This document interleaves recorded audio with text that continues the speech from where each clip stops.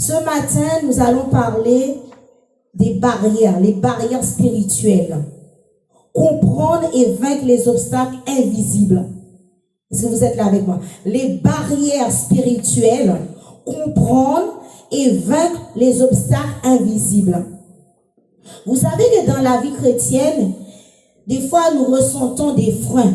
Il y a des freins, on est découragé, on est déprimé, on n'arrive pas à avancer, même si on fait, malgré nos prières, on est là. Vous savez, le plus souvent, ces obstacles-là, c'est pas des obstacles qu'on voit à l'œil nu. C'est ce qu'on appelle des barrières. Tout d'un coup, tu étais très zélé, tu vois la force te manque, tu n'es plus pareil, tu n'as plus envie de venir, tu te plains pour un oui, pour un non, parce que l'adversaire, il agit tantôt d'une manière, tantôt d'une autre. Ce sont des forces, en fait, ou des réalités invisibles qui se dressent contre vous pour empêcher l'accomplissement de la volonté de Dieu dans votre vie. Parce que quand l'adversaire voit que tu es tout prêt et que tu progresses, par exemple quelqu'un qui était assis derrière les bancs et qu'on l'ignorait à l'église, et puis du coup cette personne, l'adversaire voit que cette personne commence à faire des progrès, cette personne commence à sortir de son trou, la personne n'est plus pareille, et bien il va lui mettre à un moment donné, tu vas voir cette personne va trouver un esprit de découragement, ou bien une personne qui n'allait pas à l'église, et puis elle rencontre une autre personne qui dit, mais qu'est-ce que tu fais là? Pourquoi tu viens plus à l'église? Et puis l'autre va l'encourager à venir à l'église. Quand elle va commencer à prendre goût, l'adversaire, il n'est pas content parce que tu as pris sa foi. Est-ce que vous voyez? Eh bien, il va chercher à un moment donné dans ta vie de te décourager. Il va chercher, même avec la personne qui t'encourageait là, si tu ne fais pas attention, tu peux avoir un scandale, un souci pour rien. Des fois, la personne, pour un truc de minime, tu vois, la personne se fâche contre toi. Mais c'est l'œuvre de l'adversaire. Ah, elle m'a pas dit bonjour.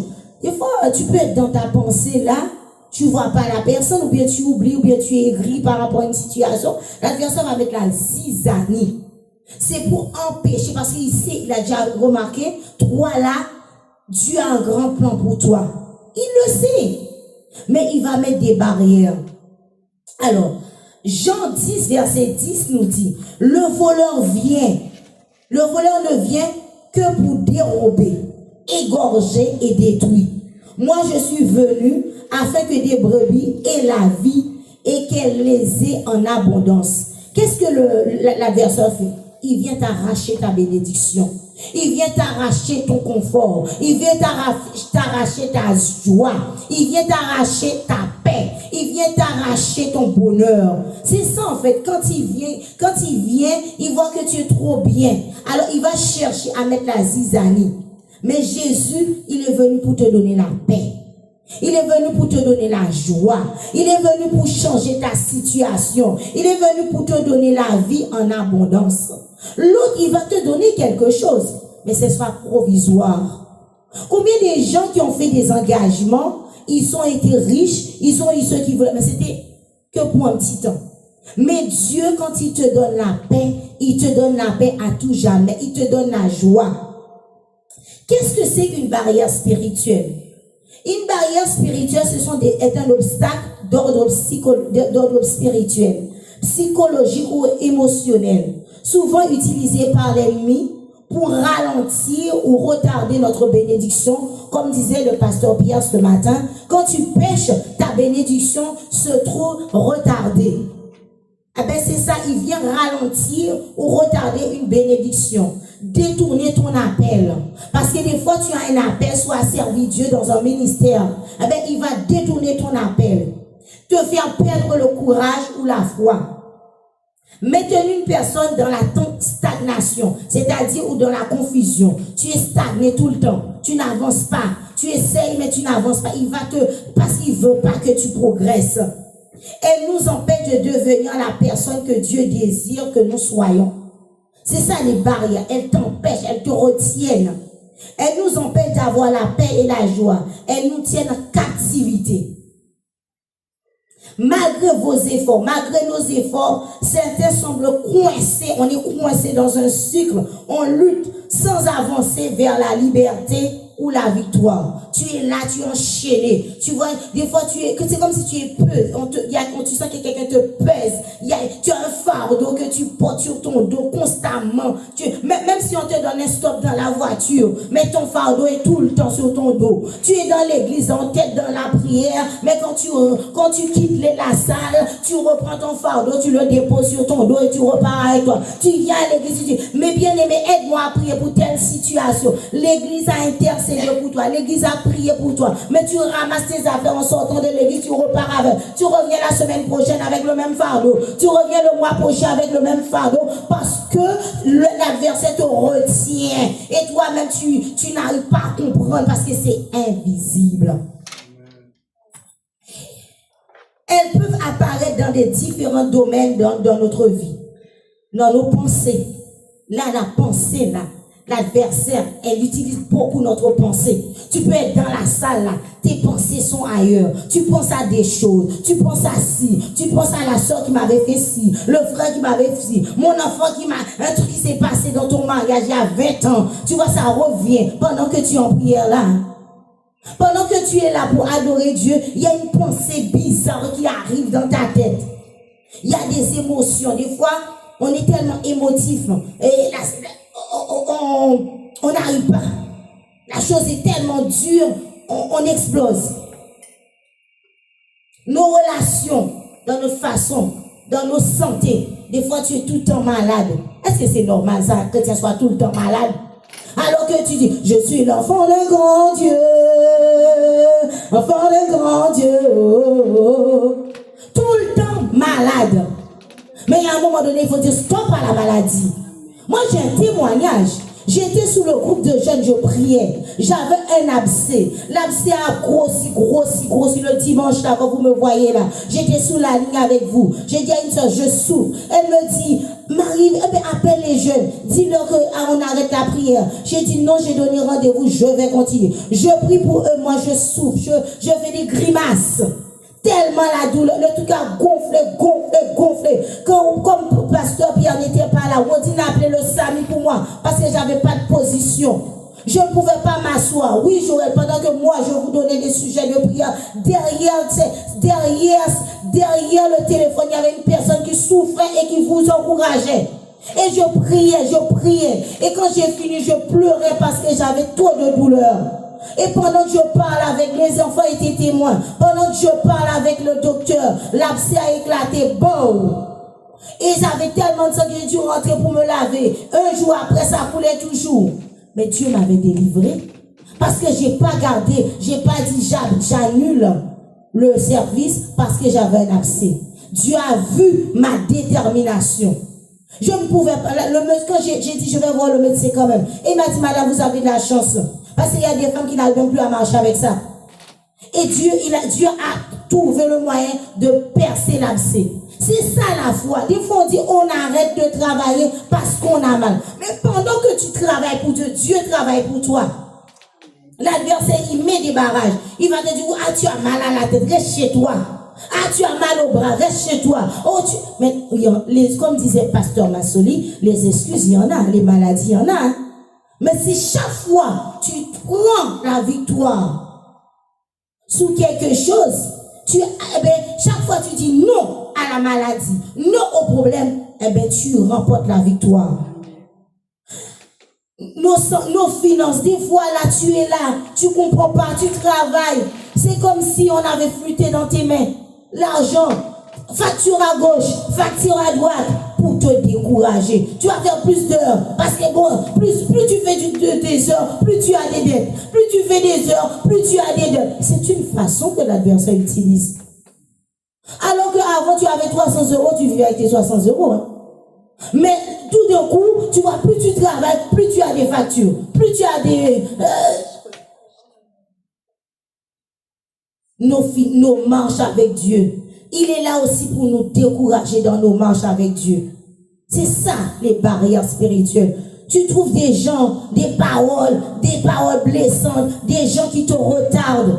Dans ton ministère, quand tu as un ministère, c'est pareil. Tu arrives, tu vois. Elle dit, bon, je vais faire en sorte aujourd'hui, je vais passer sur tous les fidèles que je connais, je vais souffler dans leurs oreilles, qu'ils puissent être malades, ou bien qu'ils aient tous des problèmes. Toi, pasteur Pierre, quand tu vas arriver à l'église, c'est tout vide. Comme ça, tu vas rester de même. Tu vas me quitter tranquille, tu vas me laisser tranquille.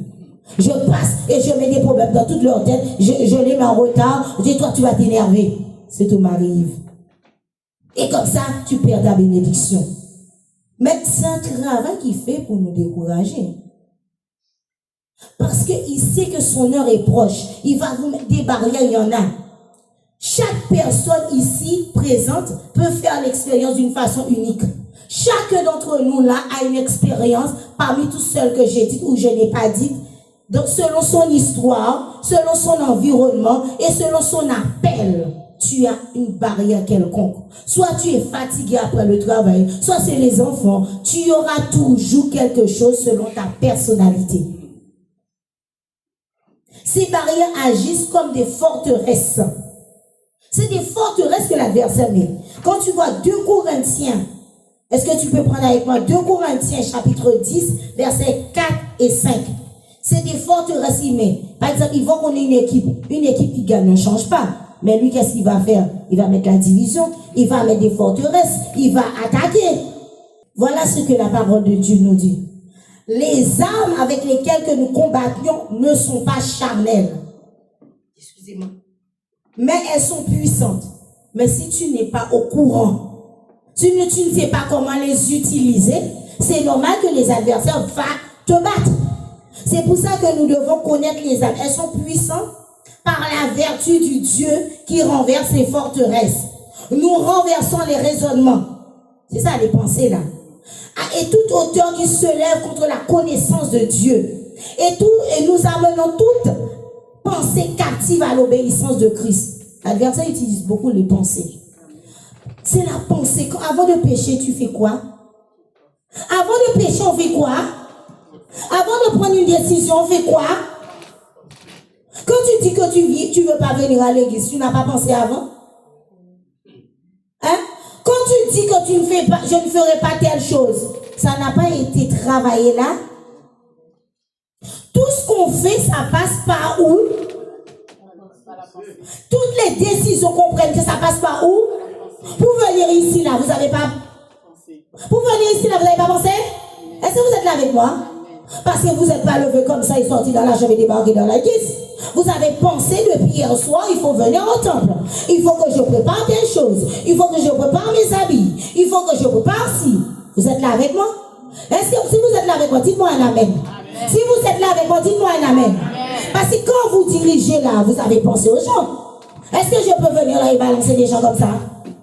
Ça a été travaillé, bien qu'il y a des gens, des sous-doués qui viennent et qui... machin. Mais normalement, quand on vient diriger un peuple, un champ, on doit préparer ses champs. Le Saint-Esprit va nous utiliser, mais on a... Oui, il faut le dire fort, on a... Dieu agit, mais il y a aussi un travail qui a été fait par là. Pour avoir cette salle-là, on a pensé à chercher. On a cherché à chercher une salle. Si tu ne penses pas, est-ce que la salle va venir dire, moi, Pierre, me voici une salle. Tout ce qu'on fait, on pense. Alors, les formes que peuvent prendre les barrières spirituelles, c'était le deuxième point. Le premier point, c'était qu'est-ce que c'est une barrière spirituelle? Deuxième point, les formes que peuvent prendre les barrières spirituelles. Le péché ou le manque de consécration. Le manque de consécration et le péché. Oui, c'est vrai qu'on a péché. On a parlé ce matin le péché. Il faut se confesser. On a parlé de l'agneau pascal avant Jésus-Christ. Jésus-Christ est venu pour nos péchés. Oui, tu demandes pardon pour le péché. Oui, j'ai péché là, j'ai volé le pot de fleurs à l'église, j'ai péché, j'ai demandé pardon, j'ai ramené le pot de fleurs, ça va. Mais si je ne me consacre pas, est-ce que ça change quelque chose? Est-ce que ça a été? Chaque fois tu viens prendre et puis tu dis, je vais demander pardon. Comme je sais, ce soir je vais aller dans la boîte de nuit, là je danse à fond la caisse et puis le dimanche matin je viens demander pardon. Ah, Je sais qu'il ne faut pas faire, pour un exemple, qu'il ne faut pas forniquer. Mais j'ai forniqué, après j'ai demandé pardon, Dieu est amour. Hein? Mais il y a la consécration. Quand tu es en consécration, ben, ça t'évite ce genre de choses. Une personne qui n'est pas consacrée, elle est sujet à tout et n'importe quoi. Ésaïe 59, verset 2 nous dit, ce sont vos fautes qui mettent une séparation entre vous et Dieu. Ce sont vos fautes qui mettent une séparation entre vous et Dieu. C'est pas Dieu qui met une séparation, c'est nos fautes. Le péché non confessé ou entretenu ouvre une porte à l'ennemi. Parce que c'est bien de confesser ses péchés. Parce que quand tu ne confesses pas tes péchés, tu as tendance à le refaire. Des fois, les gens disent oui, quand tu pries, chacun, quand tu pries pour demander pardon, mais personne ne sait que tu étais un voleur. Mais quand tu as dit j'étais un voleur, l'Éternel m'a libéré. Quand tu vas avoir le sentiment de voler dans un magasin, tu vas dire, ah, j'ai témoigné que je ne suis plus un voleur, je ne vais plus le faire. Quand tu entretiens le péché, tu ouvres une porte à l'ennemi. Les paroles négatives, ce sont des choses qui ouvrent les portes. Les paroles il y a aussi la malédiction. Des fois, il y a des familles, ça s'appelle l'iniquité, qui sont sous la malédiction. C'est pour ça que quand tu viens à Christ, tu dois briser ces portes. Tu dois briser. Tu dois briser. Tu ne sais pas ce que tes parents ont fait. Dans quelle huile qui t'ont baigné. Dans quel bain qui t'ont baigné. Pour que tu sois toujours en retard. Pour que tu sois, qu'il y ait toujours des barrières. Tu dois demander à Dieu de t'aider à briser ces barrières. Des fois aussi, c'est les péchés de tes parents qui te suivent. L'iniquité de tes parents qui te suivent. Tu vois, tout ce que tu touches, tu ne réussis pas. Mais tu dois briser. Ce matin, tu dois briser les liens. Des fois, on voit, on n'avance pas. Moi, je vois dans des familles, frère Albert a prêché ça dernièrement. Ils n'arrivent pas à faire des enfants. Vous croyez que c'est anodin? Ils n'arrivent pas à se marier. Ils n'arrivent pas à s'instruire. Ils n'arrivent pas à trouver du travail. Tous les autres avant, ils font des efforts. Ils n'arrivent pas. On n'est pas les belles filles, les beaux fils de Dieu. On est des enfants du roi des rois. Pourquoi les autres arrivent? Il faut chercher l'origine. Pourquoi tu as 50 ans, tu n'arrives pas à te marier? Tu es un bon gosse. Tu es une belle fille. Pourquoi tu travailles? Tu passes de concubinage en concubinage. C'est pas normal. Il y a des fois, c'est racial. Proverbe 18, verset 21. La mort et la vie sont au pouvoir de la langue. Là aussi, des fois, quand tu dis des choses, quand tes parents ont conféré des choses, tout ça met la malédiction sur notre vie. Une parole prononcée contre vous, ou par vous-même, ou autrui, peut agir comme une barrière. Des fois, nous parents, sous le coup de la colère, on envoie des paroles sur nos enfants. Mais on est en train de détruire nos enfants. Des fois aussi, nos parents nous ont balancé des paroles par le passé. Et ça nous poursuit. Des paroles de malédiction, ça nous poursuit. Les liens familiaux ou héréditaires, ça nous poursuit. Exode 20, verset 5. Je punis l'iniquité des pères sur les enfants jusqu'à la 3e et la 4e génération. Je punis l'iniquité des pères sur les enfants jusqu'à la 3e et la 4e génération. Comme vous disiez ce matin, ce n'était pas juste pour Jésus. Mais c'était un choix. Il fallait passer par là pour que l'évangile nous parvienne. Mais là, qu'est-ce que vous en pensez? Tu n'étais pas encore né. Tes parents, tes arrière-grands-pères ont fait des pactes avec l'adversaire et toi, tu payes les pots cassés. Tu dois entrer plus fort en Jésus. Tu dois arrêter de jouer quand vous venez, arrêter de dormir quand vous venez. Si vous voulez être sauvé, délivré, réussir dans votre vie, commencez à chercher Dieu. Ce sont des péchés liés générationnellement. Des fois, vous voyez, une famille alcoolique, adultère, occultiste, rejet, pauvre. Tu vois, le papa était alcooliste. Mais l'enfant qui a 8-10 ans, un petit verre de champagne ne peut pas passer pour son nez. Parce que c'est ça, c'est dans la famille. Ça coule dans le sang. C'est pour ça que des fois quand je prie, je dis que le sang de Jésus contamine mes enfants. Que le sang de Jésus contamine ma vie. Parce que des fois, dans le sang, l'enfant a hérité le côté alcoolisme. Tu te dis, mais moi je ne bois pas d'alcool. Mais sauf que à la racine, les membres de ta famille buvaient. Ils étaient amis avec l'alcool. L'alcool était en boisson comme de l'eau pour eux. Toi, tu es attiré par l'alcool. Dis à Dieu, libère-moi. Des fois aussi, c'est adultère. Tu passes de garçon en garçon, fille en garçon, fille en fille, comme des vêtements. Tu t'en rends même pas compte. Mais c'est dans la famille, c'est sorti. Tu dois finir comme ça. C'était leur pacte. Les occultismes. Tout le temps, il y a des choses qui se passent dans la famille. Ils sont dans tous les trucs là. La magie, plein de trucs. Tu vois, tu ne réussis pas. Tu es rejeté partout où tu es. Quel que soit ce que tu fais pour qu'on puisse apprécier, dès qu'on arrive, on te met dans un coin. Tu ne sais même pas pourquoi on ne t'aime pas. Les choses qui se passent, ce n'est pas anodin. Des fois, on joue. Mais ce n'est pas anodin, les choses, elles ne sont pas anodines. Quand tu regardes la pauvreté, pourquoi malgré tu travailles, tu fais tes études, tu n'arrives pas à décrocher un bon poste. Et pourtant, tu es intelligente.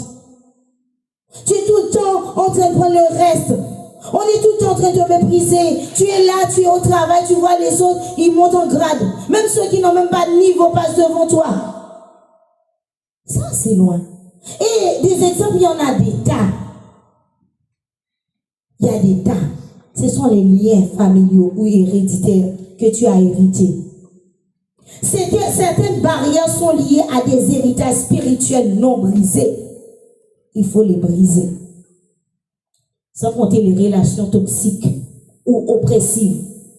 1 Corinthiens 15, verset 33. Les mauvaises compagnies corrompent les bonnes mœurs. Des fois, tu es affilié à des gens qui sont toxiques pour toi. Qui sont toxiques, mais tu les aimes. Tu vois chez eux, il y a un truc de bizarre. Mais tu veux rester avec eux. Des fois, même quand la personne te dit qu'elle est chrétienne, mais tu sens dans sa façon de faire, c'est pas bien. Il y a un truc qui se passe chez elle qui n'est pas correct à la vérité. Mais j'aime bien être avec cette personnalité. Elle a du style. Elle a du monde derrière elle. Il a plein de femmes. Elle a plein d'hommes. Il y a de l'argent qui coule. Je veux rester. Non seulement je veux rester, je veux être à son image. Oh, j'aime son loup. Oh là là. Oh, il faut que je me fasse pareil que lui. Oh, c'est mon ami. Oh, je veux le ressembler. Oh, t'as vu sa nouvelle tenue, Philippe? T'as vu ses baskets? Tu es prêt à aller voler pour avoir les mêmes baskets que la personne. T'as vu les chaussures, t'as vu les robes, t'as vu sa coupe de cheveux? Oh, il faut que je sois comme lui. Qu'est-ce qu'il est beau gosse? Quand tu auras un vagabond, mais on imite. On nous a appelés à imiter Dieu. Les mots, les relations toxiques. La personne est avec toi, mais elle t'impacte dans le mauvais sens. Mais toi, tu es là, tu absorbes, tu prends. Tu es devenu aveugle, parfumé, étouffé par cette personne. Des relations inspirées peuvent être un frein spirituel. Ça, c'est des freins spirituels. C'est des freins spirituels. Il y a la peur, tout ça.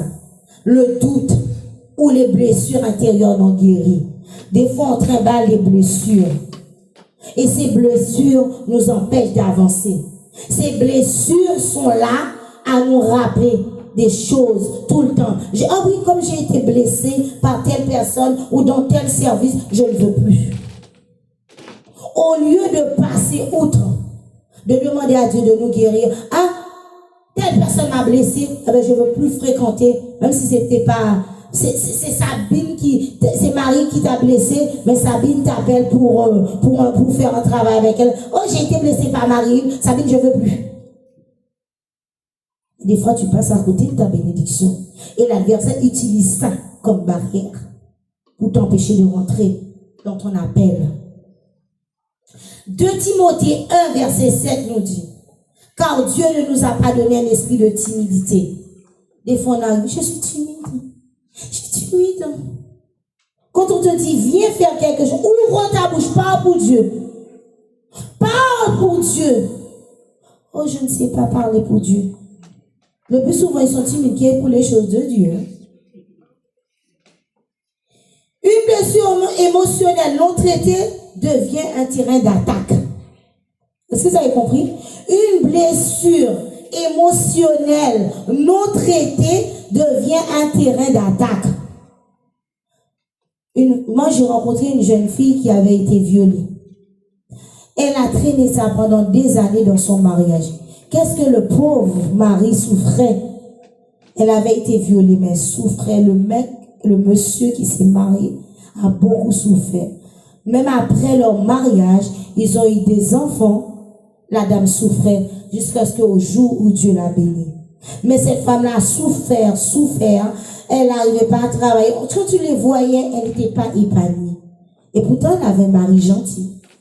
Elle avait un coup, elle avait tout, mais elle n'arrivait pas à pardonner, elle n'arrivait pas à passer outre. Il y a des fois, il y a des situations dans ta vie que tu gardes dans ton cœur, tu traînes. C'est une porte ouverte ce matin, je te le dis. Les attaques démoniaques ou oppression spirituelle. Des fois, il y a des gens qui sont tout le temps attaqués. Mais c'est parce que tu n'es pas assez consacré. L'adversaire vient pour t'attaquer. Tes parents ont fait des choses aussi, mais toi, tu dois briser. Parce qu'un enfant de Dieu doit dormir. Tu ne peux pas être en guerre tout le soir, pasteur. Il faut que je dorme, sinon comment je vais faire pour rester debout?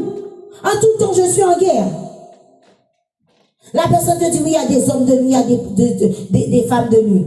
C'est parce que tu as ouvert des portes. Je suis désolée, quand tu regardes, excuse-moi l'expression, des films pornographiques, tu regardes des choses de n'importe quoi, tu ouvres les portes dans tes... Est-ce que vous ouvrez les portes dans mes...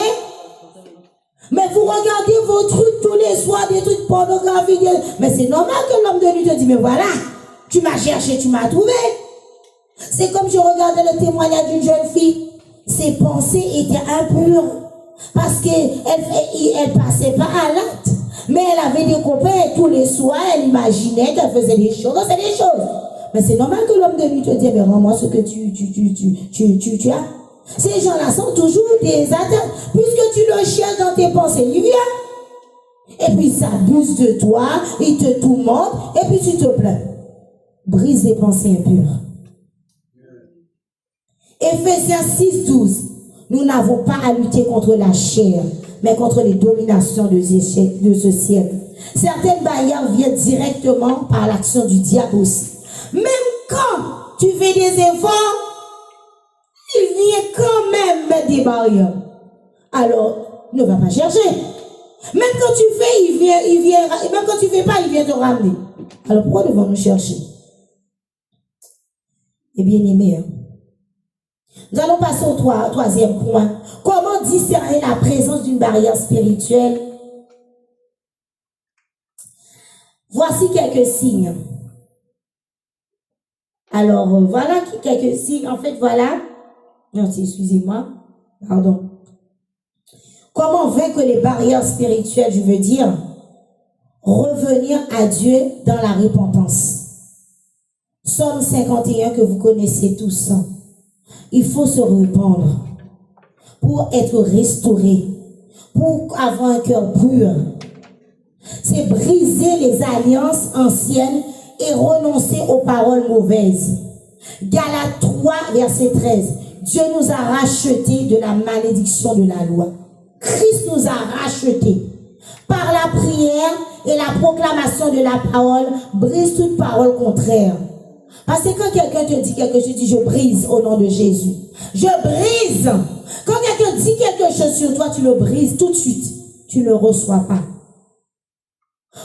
J'ai une jeune fille, j'ai apprécié, on lui avait dit un truc. Elle a dit non, je suis pas d'accord.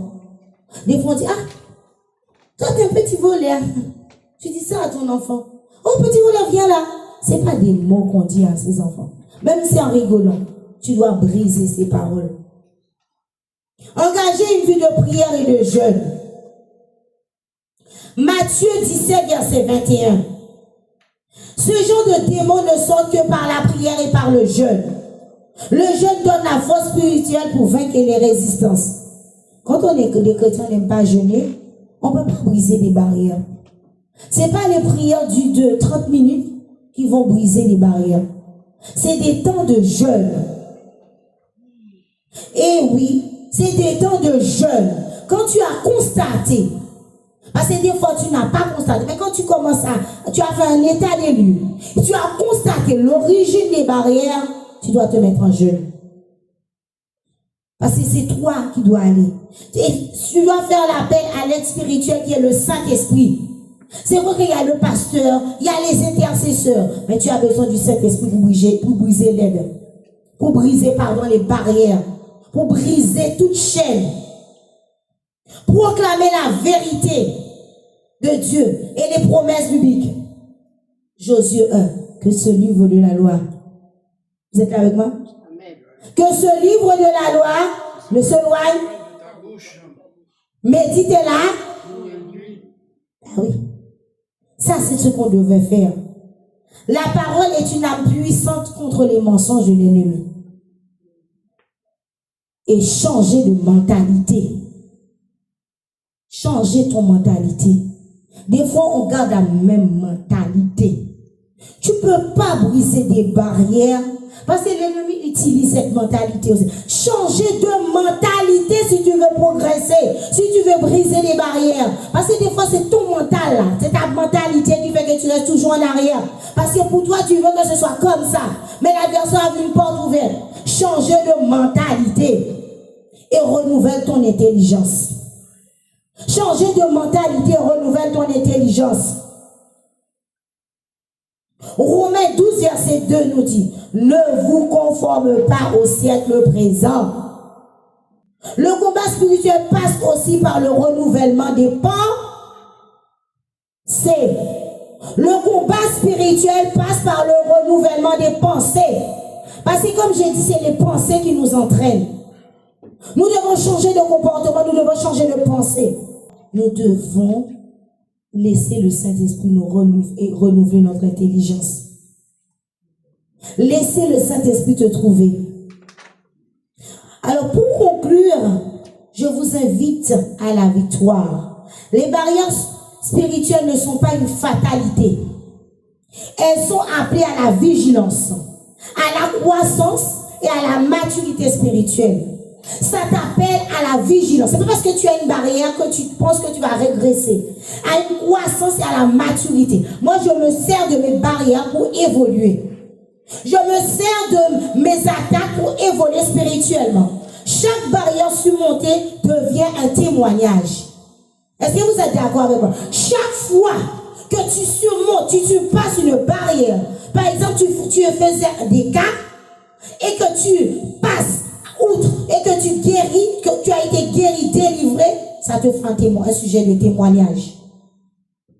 Et c'est un point de force à passer à un niveau supérieur. Il ne faut pas prendre ça. Est-ce que vous m'avez suivi? Il ne faut pas prendre les barrières spirituelles comme un état d'échec, une fatalité. Non, je veux utiliser mes échecs pour aller de l'avant. Pour aller de l'avant. Parce que Jean 8, 36 nous dit, si le Christ vous a franchi, vous serez réellement libre. C'est ce que je vous dis ce matin.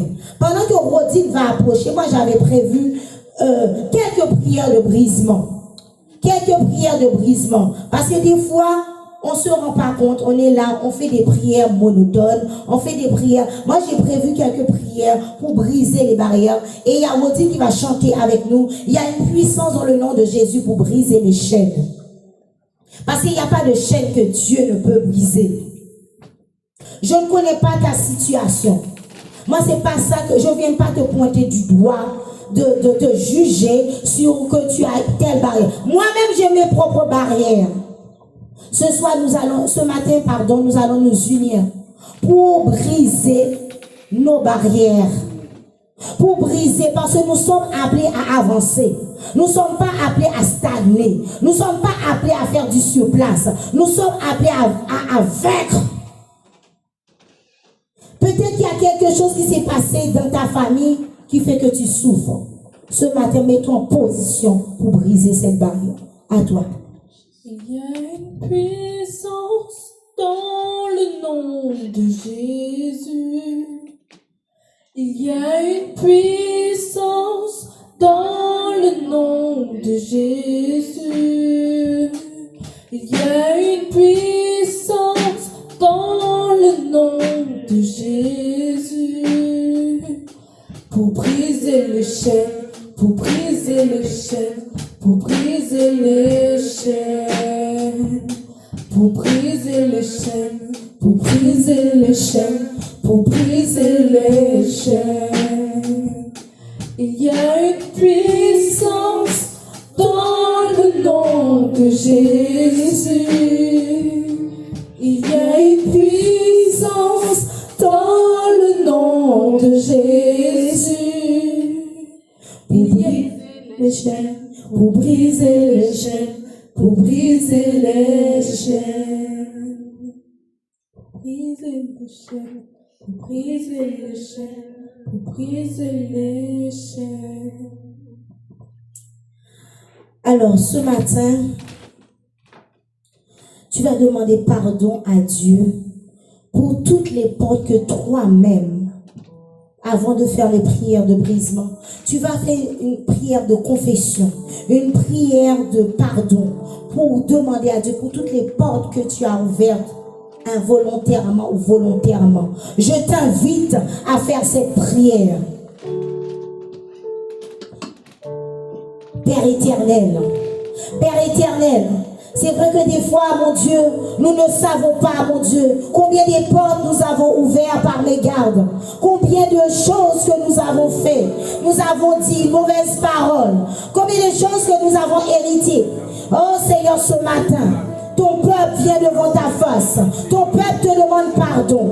Pardon, Seigneur, pardon. Pardon pour toutes les portes que nous avons ouvertes. Pardon, Seigneur. Pardon, Seigneur, parce que nous n'avons pas su nous contrôler. Nous sommes laissés tenter. Nous nous sommes laissés séduire. Seigneur, ton peuple te demande pardon. Moi-même, je te demande pardon. Je te demande pardon pour ton église. Je te demande pardon pour mes enfants. Je te demande pardon pour mon foyer. Je te demande pardon pour chacun d'entre nous. Pour ma soeur, mon frère.